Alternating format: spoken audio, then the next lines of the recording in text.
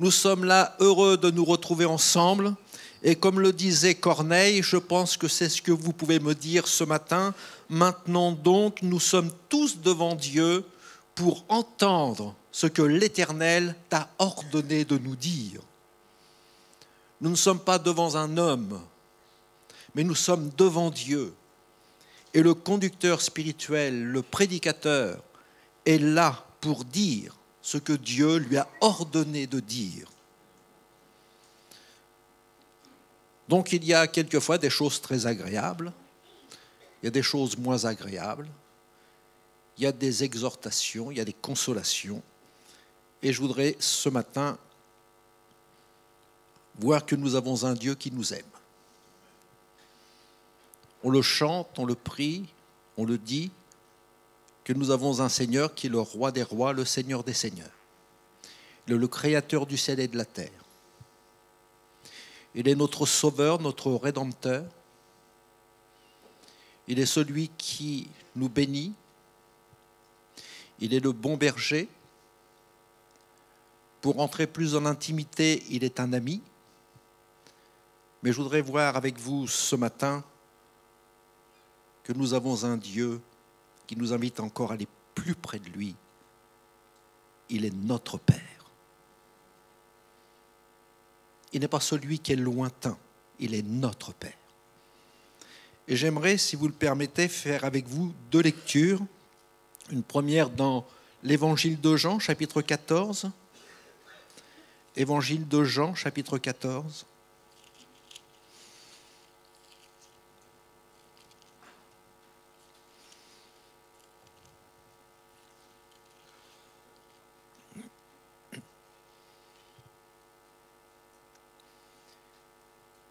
Le Seigneur dit ceci au verset 15, « Si vous m'aimez, gardez mes commandements, et moi je prierai le Père, il vous donnera un autre consolateur, afin qu'il demeure éternellement avec vous, l'Esprit de vérité que le monde ne peut recevoir parce qu'il ne le voit point et ne le connaît point. Mais vous, vous le connaissez car il demeure avec vous et il sera en vous. Je ne vous laisserai pas orphelin, je viendrai à vous.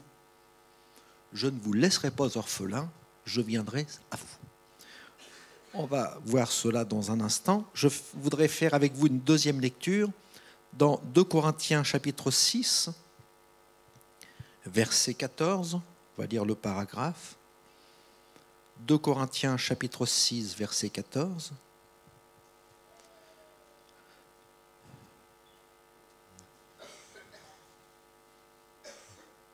2 Corinthiens 6, 14. Ne vous mettez pas avec les infidèles sous un joug étranger, car quel rapport y a-t-il entre la justice et l'iniquité? Ou qu'y a-t-il de commun entre la lumière et les ténèbres?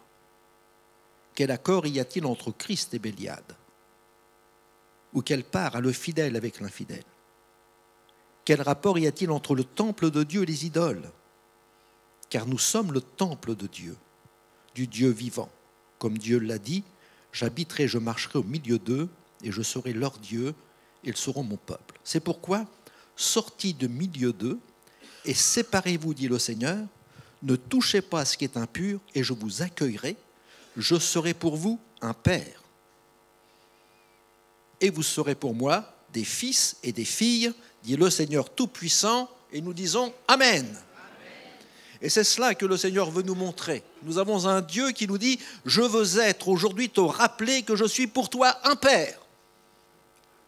Alors la première des choses que le Seigneur nous dit dans sa parole, et la lecture que nous avons faite, la première, nous parle de l'orphelin. Vous savez qu'un orphelin, c'est celui qui est sans père, sans mère, ou quelquefois seulement sans mère, ou quelquefois sans père. Mais le Seigneur, dans l'Écriture, nous voyons souvent la veuve associée à l'orphelin. Par exemple, dans l'Ancien Testament, vous allez tout de suite voir cela très rapidement, où le Seigneur nous dit dans Exode 22, 22, entre autres, il y a d'autres passages, où il est dit « Tu n'affligeras pas la veuve ni l'orphelin ». Dans le Nouveau Testament, je vais juste prendre 2 versets pour bien que l'on soit en phase ensemble. La religion pure et sans tache devant Dieu notre Père consiste à visiter les orphelins et les veuves dans leurs afflictions et à se préserver des souillures du monde. Donc le Seigneur nous dit dans l'Ancien Testament, le Seigneur associe la veuve et l'orphelin. C'est-à-dire le mari à l'époque, dans l'Ancien Testament, même à l'époque du Seigneur Jésus, le mari est celui qui travaillait. Et il pourvoyait aux besoins de la maison. Et l'épouse était à la maison, s'occupait des affaires de la maison, s'occupait des enfants, de l'éducation des enfants et s'occupait de toute la maison. Et vous savez qu'à la maison, il y a beaucoup de travail. C'était comme cela. La femme travaillait, le mari, travaillait, c'est lui qui amenait ce qui était la nourriture nécessaire pour nourrir. Alors, lorsque le mari décédait, la femme était démunie de tout. Il n'y avait aucune ressource. Il n'y avait plus d'aide. Donc nous voyons dans l'Ancien Testament où le Seigneur va envoyer Élie vers une veuve et Dieu va pourvoir à ses besoins. Nous voyons que dans le Nouveau Testament également des images identiques. Donc le Seigneur nous montre qu'il y a cette souffrance qu'il y a d'être orphelin. Mais je voudrais voir avec vous la condition de l'orphelin. L'orphelin est celui qui a perdu, on va rester pour nous sur notre père, ça va nous rapprocher de Dieu, et celui qui a perdu son père, et comme le montre la veuve, c'est celle qui a perdu son mari, mais on va rester sur la notion de père. L'orphelin, c'est le type des misérables Il n'y a personne à la maison pour le nourrir. Personne pour l'entourer. Donc il fait partie, comme la veuve, c'est le type des misérables, des victimes de la société, qui se retrouvent sans appui. Quand vous avez besoin d'un soutien, d'un appui, d'une aide, d'une protection, le Père est là. Et l'orphelin se retrouve sans appui. Il se retrouve seul, sans recours naturel, je dirais. Mais sur le plan de l'Église, sur le plan spirituel, le prophète Jérémie va nous expliquer les choses, parlant d'Israël, mais je ne voudrais pas que ce soit la même chose pour l'Église, en général. Mais Jérémie va exprimer cela concernant Israël, lorsqu'Israël va s'éloigner du Seigneur. Dans les Lamentations, chapitre 5, verset 3, il est dit « Nous sommes orphelins, sans père ». Quelquefois qu'on ne comprenne pas. Nous sommes orphelins, sans père. Nos mères sont comme des veuves. Nous buvons notre eau à prix d'argent, nous payons notre bois, nous sommes poursuivis le joug sur le cou, nous sommes épuisés, nous n'avons point de repos. Et il dira, comme nous n'avons rien, nous avons tendu les mains vers l'Égypte, vers la Syrie, pour nous rassasier de pain. Et spirituellement parlant, le peuple de Dieu dit ceci, nous sommes sans père, sans soutien, sans secours, sans appui, sans aucune aide, sans aucune protection. Mais béni soit Dieu, c'est que le Seigneur Jésus nous dit, je ne vous laisserai pas orphelins. Jésus est monté au ciel et il dit à son Église, à chacun d'entre nous, nous sommes les enfants de Dieu, il nous dit, mais je ne vous laisserai pas orphelins, signifie que les disciples nous serons orphelins, l'Église a été orpheline un temps. Le temps où le Seigneur va monter au ciel, et pendant 10 jours en attendant la Pentecôte, mais le Seigneur Jésus est venu par la puissance du Saint-Esprit et nous sommes maintenant le temple du Saint-Esprit. Mais je voudrais dire d'une façon beaucoup plus intime, nous sommes les enfants du Dieu vivant et vrai. Et c'est une grâce que nous avons, frères et sœurs. Spirituellement parlant, c'est cela que le Seigneur nous donne. Nous sommes, frères et sœurs, nous ne sommes plus orphelins, nous ne sommes plus sans père. La promesse du Seigneur Jésus à ses disciples, lors des adieux de la chambre haute, dira « Je ne vous laisserai pas orphelins » et c'est une grâce merveilleuse. La promesse du Seigneur à l'Église prend ces termes au sens de privé. Nous étions hier privés de chef, nous étions privés de maître, bien entendu, mais particulièrement, nous étions sans père. Et avant de connaître le Seigneur, l'Écriture nous dit dans Éphésiens 2, nous étions en ce temps-là sans Dieu, sans espérance dans le monde. Mais le Seigneur nous dit, mais je ne vous laisserai pas orphelins, je viendrai à vous. Et on pourrait traduire aussi ainsi, je ne vous laisserai pas sans père, je viendrai à vous. Jésus se révèle ainsi comme le Père. Moi et le Père, nous ne sommes qu'un. Moi et le Père, nous sommes un. Et celui qui m'a vu a vu le Père. Nous avons fait cette lecture, si quelqu'un m'aime, il gardera ma parole, et mon Père l'aimera, nous viendrons à lui, nous ferons notre demeure chez lui. Notre Père, nous sommes accueillis par le Seigneur, et c'est une grâce merveilleuse. Le Seigneur invite tout homme à abandonner la souillure du péché avec une promesse, et c'est ce que nous avons lu, sortez du milieu d'eux, et séparez-vous, dit le Seigneur, ne touchez pas à ce qui est impur, et je vous accueillerai. Je vous accueillerai. Et le Seigneur dit, je veux t'accueillir. Non pas comme un étranger, non pas comme une relation, non pas comme un ami, mais je veux t'accueillir comme un père accueille son enfant. Comme le fils prodigue fut accueilli. Je vous accueillerai comme mes propres enfants. Alors quelqu'un dira, mais j'ai toutes mes incapacités, tous mes défauts, je ne suis pas parfait.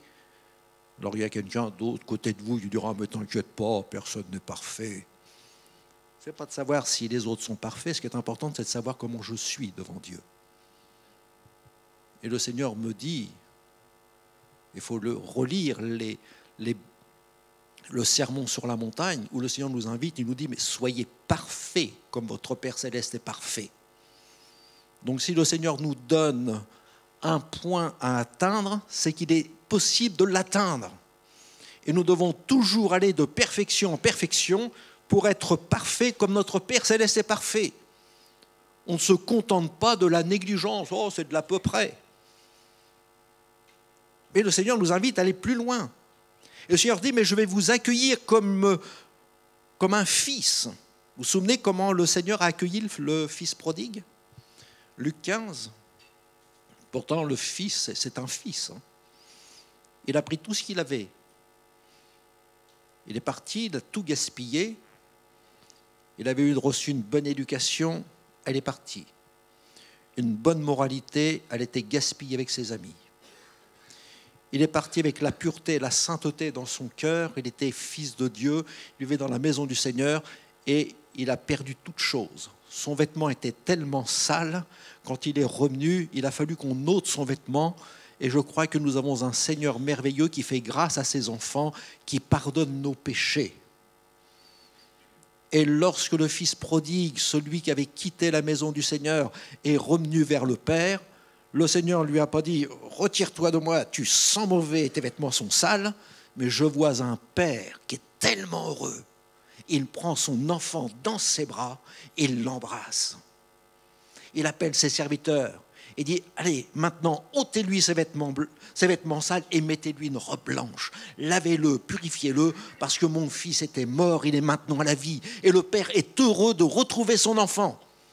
Frères et sœurs, êtes-vous heureux de revoir quelqu'un qui a quitté la maison du Seigneur, comme on dit dans notre langage courant, un rétrograde.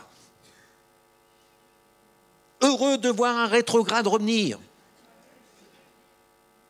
On n'est pas comme le fils aîné qui dit « ça fait si longtemps qu'il est parti, si tu savais tout ce qu'il a fait comme histoire. » Non, il est heureux, il est heureux. Il le prend dans ses bras, parce que son enfant, même perdu, il demeure son enfant. Et quand un frère qui s'est éloigné ou une sœur qui s'est éloignée pendant tant d'années avec peut-être tous les problèmes qu'il y a eu, peu importe, on ne sait pas ce que le fils prodigue a fait, il est toujours aimé et autant aimé de son père. Parce que son père est sur le chemin, il attend le jour où il va le retrouver. Et quelle grâce lorsque le Seigneur nous accueille. Il y a une relation nouvelle qui s'établit entre Dieu et nous. Et le Seigneur dit, mais je serai pour vous un père. Et vous serez pour moi des fils et des filles, dit le Seigneur Tout-Puissant. Et le Seigneur n'oublie aucun de ses enfants. Il parle des hommes, il parle des femmes. Vous serez pour moi des fils et des filles. Mes sœurs, êtes-vous heureuses d'être filles de Dieu ? Parce qu'on parle souvent de fils.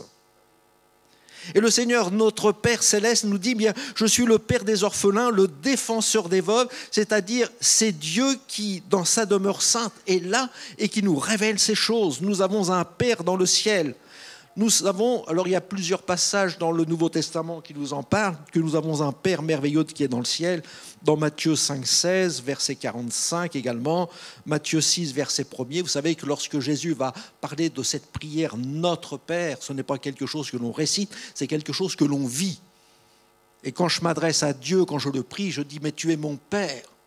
Et un Père donne de bonnes choses à ses enfants. Le Seigneur dira, si donc méchants, comme vous l'êtes, vous savez donner de bonnes choses à vos enfants, à combien plus forte raison, votre Père qui est dans les cieux. Et je bénis le Seigneur, je rends grâce à Dieu de ce que j'ai un Père qui est dans le ciel. Un Père tout-puissant. Et dira, votre Père qui est dans les cieux, donnera-t-il pas de bonnes choses à ceux qui les lui demandent ? Nous avons un Dieu qui veut nous faire plaisir. Est-ce que vous avez demandé des choses au Seigneur ce matin ? Et le Seigneur dit, bien, je vais vous donner de bonnes choses et je vais donner de bonnes choses à ceux qui les lui demandent. Un Dieu qui est merveilleux. Le Seigneur nous rappellera et nous dira, de même, ce n'est pas la volonté de votre Père qui est dans les cieux qu'il se perde un seul de ses petits. Nous avons ici l'image de notre Père. Mes frères et sœurs, je voudrais vous dire que notre Père prend un tendre soin de ses enfants. Nous avons dans Ce verset de 1 Pierre, chapitre 5, verset 7, il nous est dit ceci, « Déchargez-vous sur lui de tous vos soucis, car lui-même prend soin de vous, et sans s'inquiéter de rien, parce que je crois que c'est là qui est important, sans inquiéter de rien, dans Philippiens 4, 6, il dit, ne vous inquiétez de rien, mais en toute chose, faites connaître vos besoins à Dieu par des prières et des supplications avec des actions de grâce. Faites connaître vos besoins à Dieu. Quel est le Père qui, recevant son enfant avec des fardeaux, des soucis, des difficultés, des épreuves, viendra frapper peut-être ce midi chez vous, vous dira, écoute, papa, je n'ai rien à manger, est-ce que tu peux me donner une assiette de soupe? Vous allez dire, écoute, mon pauvre garçon, je suis désolé, mais il n'y a pas de soupe. Mais tu vas manger avec nous ce qu'il y a. Et vous allez sortir du frigidaire plus que de la soupe. Je pense que vous n'allez pas lui fermer la porte, disant, tu as quitté la maison, tu t'es marié, tu as fait ce que tu as voulu, maintenant c'est fini. Rassurez-moi. Mais vous allez lui ouvrir la porte et vous allez lui dire, mais tu es ici chez toi, ce qui est à moi est à toi. N'est-ce pas? C'est ce que j'ai dit un jour à mon fils. J'ai dit quand il était petit, plus jeune, je lui disais, mais vas-y, fais ici, ce qui est à moi est à toi. Et quand il était grand, il s'est acheté quelque chose qui est très bien, il s'est marié, il avait quelque chose, et quand j'avais vu dans sa maison que c'était formidable, je lui ai dit, tu te souviens de ce que j'ai dit, ce qui est à moi est à toi. Oui, il m'a dit, mais ce qui est à moi n'est pas à toi, il me dit.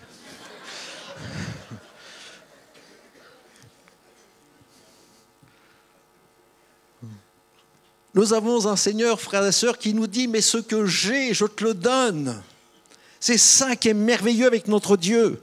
Déchargez-vous sur lui de tous vos soucis, ne vous inquiétez de rien. Faites-lui connaître tous vos besoins par des prières, des supplications, et votre Père qui est dans le ciel vous le donnera.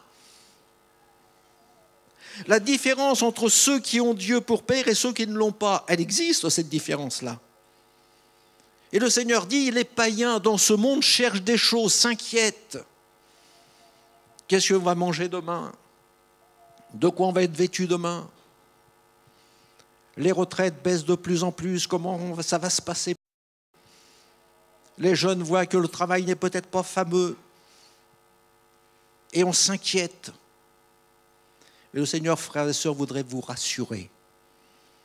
Il y a une différence entre l'enfant de Dieu et celui qui ne l'est pas. Et le Seigneur dit ceci, toutes ces choses, ce sont les païens qui les recherchent, ceux qui n'ont pas Dieu. Mais celui qui a le Seigneur se repose sur le Dieu vivant et vrai, sur leur Père. Et voici ce que nous dit le Seigneur, Matthieu 6, 32, « Car toutes ces choses, ce sont les païens qui les recherchent. Votre Père céleste sait que vous en avez besoin. Alors il va s'occuper de vous, il va vous aider, il va pourvoir à tous vos besoins. » Donc ne vous inquiétez de rien. Notre Père nous défend. Un Père qui nous défend, c'est formidable. Nous avons dans l'Écriture, nous avons ce Sauveur merveilleux qui prend soin de nous. Dans le psaume 68, verset 6, il est dit qu'il est le Père des orphelins, le défenseur des veuves. C'est Dieu dans sa demeure sainte. Nous avons un Dieu qui défend ceux qui sont dépourvus. Mais béni soit Dieu lorsque le Seigneur est avec nous. Un Dieu qui pourvoit à nos besoins, un Dieu qui prend soin de nous, un Dieu qui nous défend. Et nous pouvons entendre la voix du Seigneur qui nous dit, mais c'est David qui le dira dans le psaume 37, verset 25, « J'ai été jeune, j'ai vieilli. » Est-ce qu'il y a des jeunes qui ont vieilli au milieu de nous? Un peu.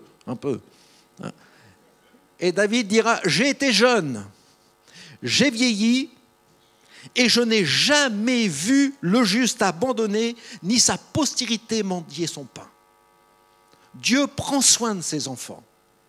Et frères et sœurs, ayons confiance dans le Seigneur. Dieu est notre Père Et David, qui a connu le Seigneur jeune, qui était maintenant un personnage âgé, et je crois qu'il y a des anciens au milieu de nous qui pourront le dire, j'ai été jeune, j'ai donné mon cœur au Seigneur il y a des dizaines d'années, j'ai été jeune, maintenant j'ai vieilli, mais j'ai cette expérience devant Dieu que jamais je n'ai vu le juste, l'enfant de Dieu, mendier son pain. Dieu pourvoit à tous nos besoins. Le Seigneur prend soin de nous, frères et sœurs. Notre Dieu est celui qui nous protège. Dieu est pour nous un refuge, un appui, un secours qui ne manque jamais dans la détresse. Quelle grâce! Mais vous savez qu'un père est quelqu'un de formidable. C'est quelquefois nous pouvons partager des choses avec. N'est-ce pas que les pères sont formidables? On partage des choses avec. On a peut-être des projets. On en parle en famille. Et puis, il y a l'expérience, peut-être la sagesse du plus âgé qui est là. Et le père est celui qui nous conseille. Il est bon d'entendre aussi la voix de quelqu'un lorsque vous avez quelque chose, un projet peut-être, vous formulez quelque chose, peut-être un désir de faire ou de ne pas faire. Vous avez quelqu'un qui a du recul, qui n'est pas du tout dans votre plan, dans ce que vous voulez faire, et qui a une oreille, un regard tout à fait neuf, et qui va vous donner son conseil. Il va vous donner son conseil. Ce qui est bien, c'est d'avoir un bon conseil. Mais quelquefois, le bon conseil, il faut l'écouter. Et l'Écriture nous dit que nous avons un Seigneur qui est un conseiller. Dans le psaume 16, il dit « Je bénis l'Éternel, mon conseiller ». Combien il est bon de laisser Dieu nous conseiller, nous diriger, nous conduire, être avec nous. Il est un secours, un refuge, un appui, un secours qui ne manque jamais dans la détresse, mais quelle grâce de pouvoir consulter Dieu et de mettre le Seigneur dans nos affaires, de mettre le Seigneur dans nos projets. Et si nous mettons le Seigneur dans nos projets, ça évitera de faire bien des bêtises, ça nous évitera peut-être beaucoup moins de larmes et ça nous évitera d'avoir des difficultés, des épreuves, comme beaucoup dans ce monde peuvent en avoir, quand Dieu est dans nos affaires. Et l'Écriture nous dit que nous avons un Seigneur merveilleux qui est avec nous parce qu'il est un intercesseur. Dans nos grandes faiblesses, nous ne sommes pas seuls, nous ne sommes pas abandonnés, parce qu'il y a un intercesseur qui est là. Et quel bonheur de pouvoir dire que j'ai un intercesseur qui veille sur mon âme. Dans Romains chapitre 8, verset 26, il est dit « De même aussi, l'Esprit nous aide dans notre faiblesse, car nous ne savons pas ce qu'il convient de demander dans nos prières, mais l'Esprit lui-même intercède par des soupirs inexprimables. » Alors là, on est devant un grand mystère. Nous scrutons le domaine spirituel. On est dans le domaine invisible, le Tout-Puissant, où le Seigneur Tout-Puissant est à l'œuvre, mais en notre faveur. Nous pouvons retirer un formidable encouragement du fait qu'un soupir peut parfois constituer la plus spirituelle des prières. La prière, ce n'est pas celle qui toujours se fait entendre. Un soupir peut exprimer la plus spirituelle des prières. Nous n'avons pas toujours besoin de parler. Il ne faut pas rester muet dans l'église, ce n'est pas ce que je veux dire. Mais nous n'avons pas toujours besoin de parler. Dieu sait ce qui se passe dans le cœur. On a des soupirs inexprimables qui sont poussés par le Saint-Esprit. Dans le psaume 6, verset 9, il y a une belle parole que le psalmiste me dira « Dieu entend la voix de mes larmes. » Dieu l'entend. Il y a des choses que vous n'entendez pas. Il y a des souffrances qui sont inexprimables, qui sont à l'intérieur. Mais le Seigneur nous dit dans sa sainte parole, Dieu entend la voix de vos larmes. C'est une grâce. Et parce que le Seigneur entend, il y a son esprit qui intercède en notre faveur. Nous avons un Dieu qui nous aime, frères et sœurs. Parce que l'amour de notre Père est un amour réel, vrai. Il est Dieu. Dieu est amour. Notre Père nous aime. Un père normalement constitué aime ses enfants. Notre Père céleste nous aime. Mais l'amour du Seigneur n'est pas un amour variable. N'est pas celui qui, selon ses états d'humeur, va nous aimer.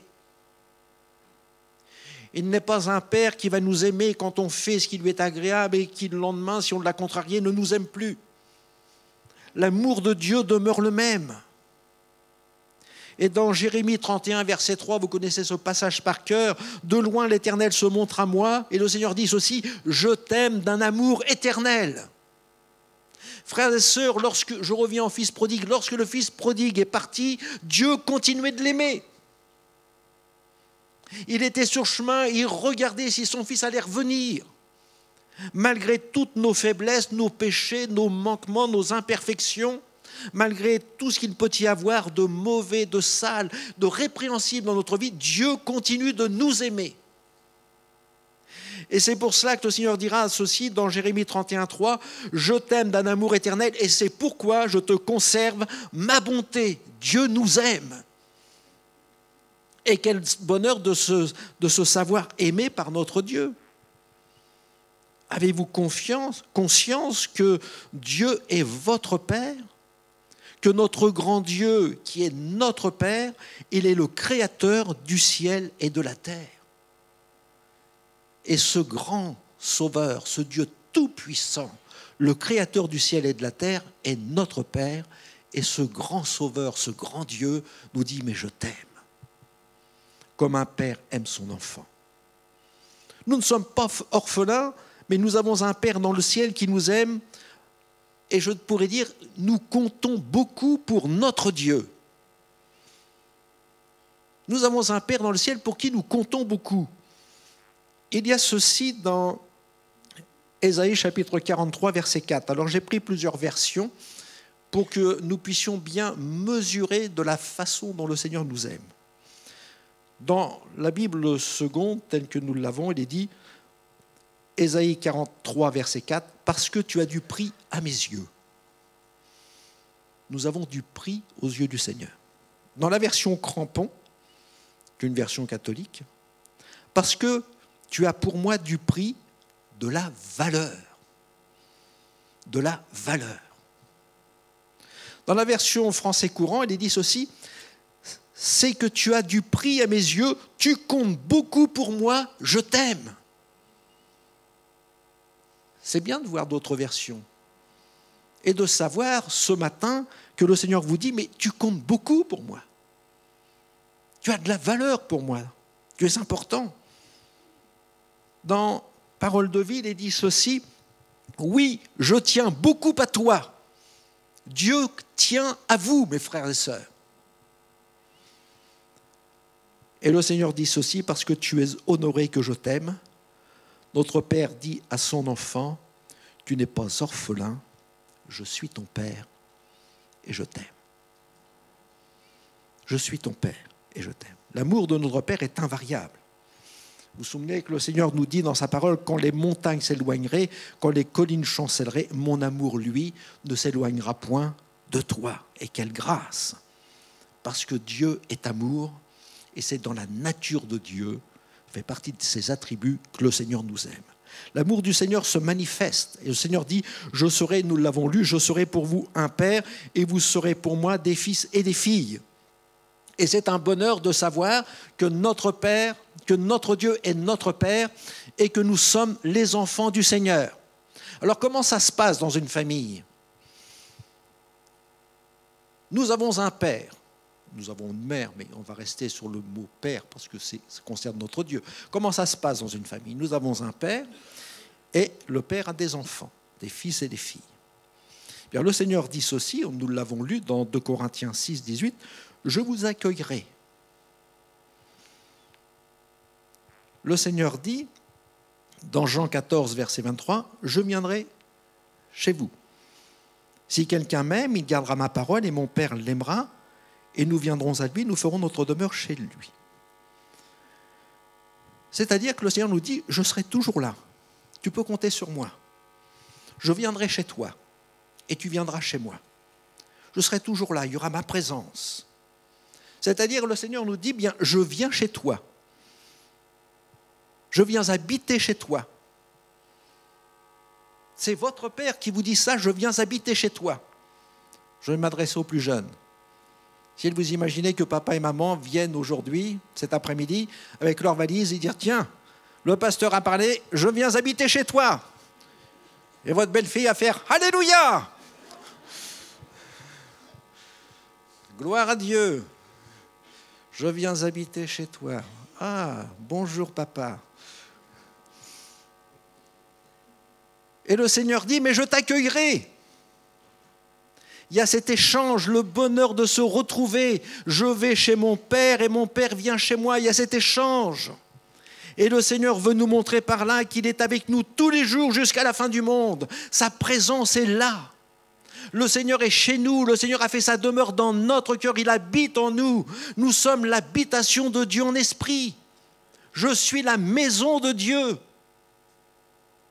Car Dieu est avec nous, frères et sœurs, et le Seigneur dit, mais ne vous livrez pas à l'amour de l'argent, contentez-vous de ce que vous avez, car Dieu lui-même a dit, je ne vous délaisserai point et je ne vous abandonnerai point. Et c'est merveilleux de savoir que le Seigneur est avec nous.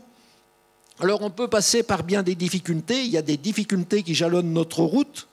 On peut passer par des épreuves, on peut être dans la souffrance, peut-être dans la maladie, comme je le disais il y a un instant, peut-être dans les larmes, dans la maladie, mais nous avons un Seigneur qui nous rappelle, et l'apôtre Paul pourra le dire, je suis passé par maintes épreuves, et vous savez qu'aux Corinthiens, il va décrire toutes les tribulations, les épreuves dans lesquelles il va être passé, et il va dire, nous sommes persécutés, mais non abandonnés. On passe dans des épreuves. Il dira, mais nous ne sommes pas abandonnés. Et le Seigneur nous dit, mais je ne t'oublierai jamais. Je ne t'oublierai jamais.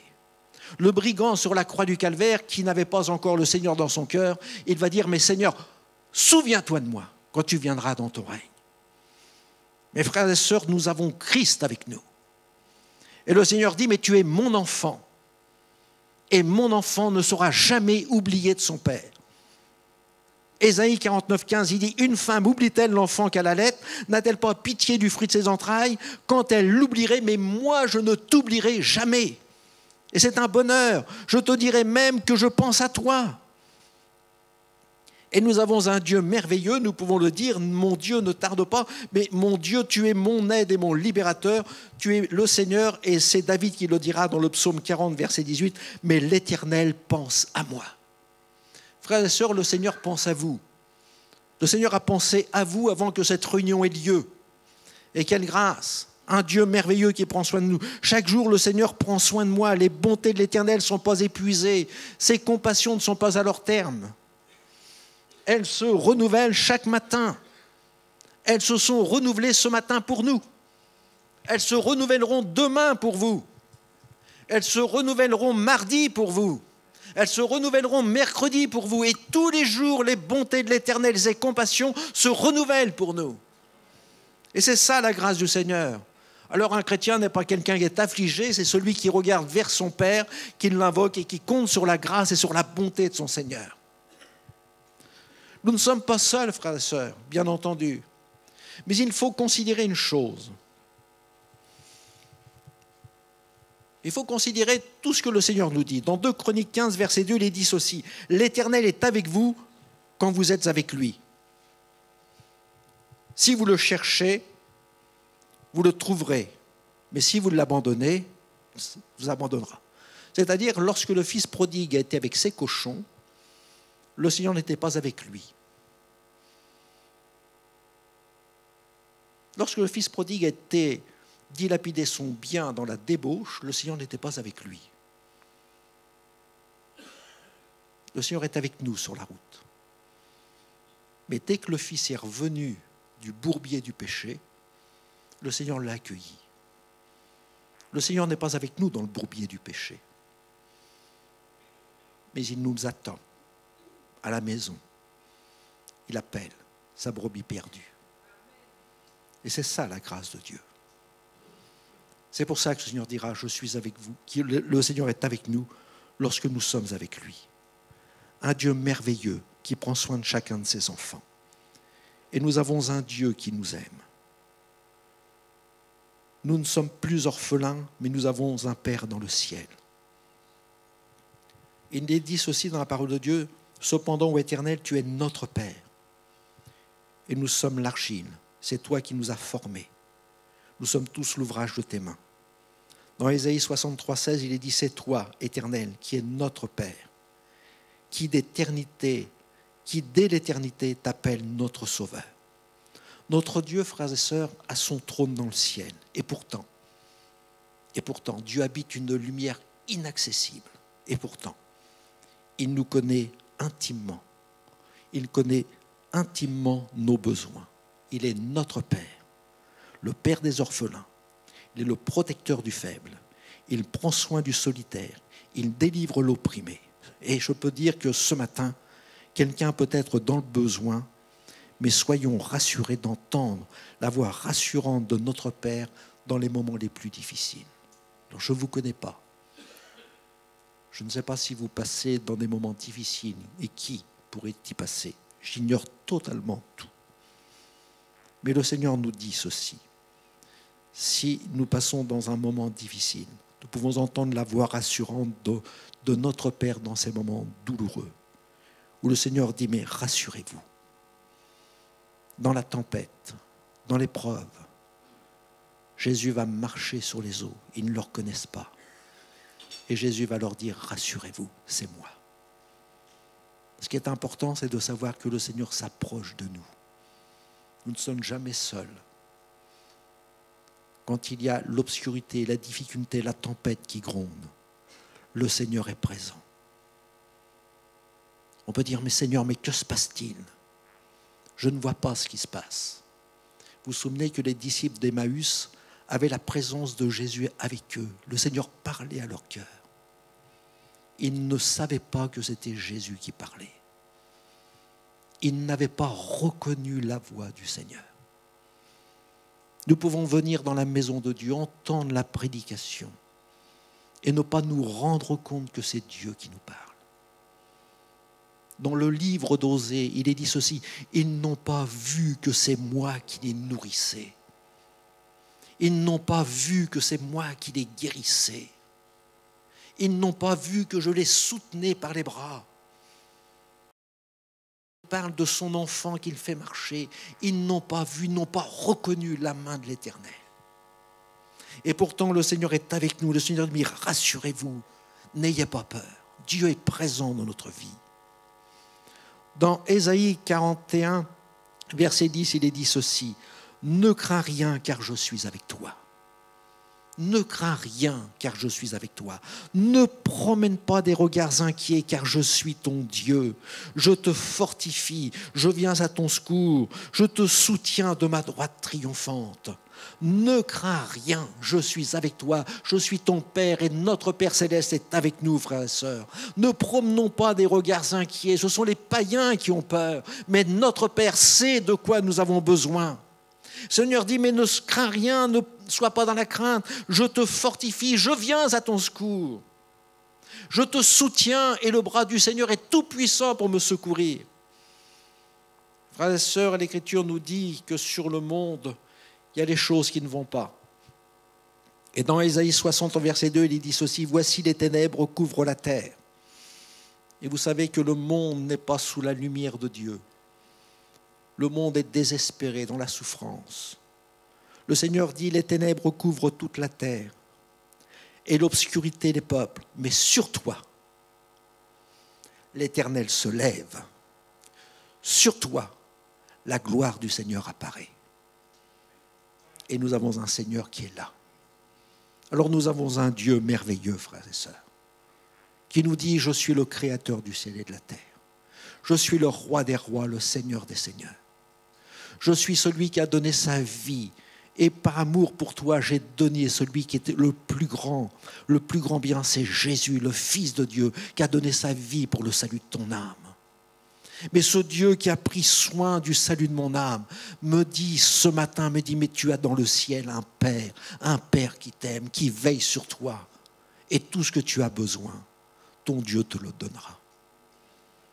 Il y a une parole du Seigneur Jésus à ses disciples qui dira « Demandez et vous recevrez, afin que votre joie soit parfaite. » Mais il y a une parole du Seigneur qui dira à ses disciples « Mais jusqu'à présent, vous n'avez rien demandé. » C'est quelque chose quand même.